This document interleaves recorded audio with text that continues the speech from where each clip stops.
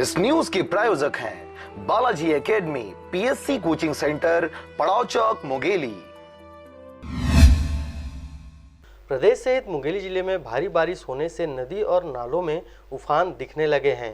कई जगहों पर नदियों और नालों के पुल के ऊपर से पानी बह रही है।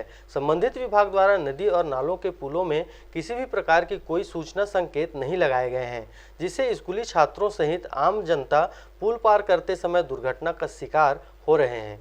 जिसका ताजा उदाहरण जिले के लोरमी में सामने आया है, जहां 3 स्कूली छात्र उफनते हुए मनियारी नदी के पुल को पार कर रहे थे। तभी एक छात्र तेज बहाव की वजह से रपटे से नीचे गिर गया और बहने लगा। बच्चे को बहते देख 2 युवक पप्पू यादव और महावीर जायसवाल द्वारा साहस दिखाते हुए पानी में कूदकर उस बच्चे की जान बचा लिया गया। वहीं इस पूरे घटनाक्रम को गाँव के ही एक शख्स द्वारा मोबाइल के कैमरे में कैद कर लिया गया और इन दिनों इस पूरे घटनाक्रम का यह वीडियो सोशल मीडिया में खूब वायरल हो रहा है।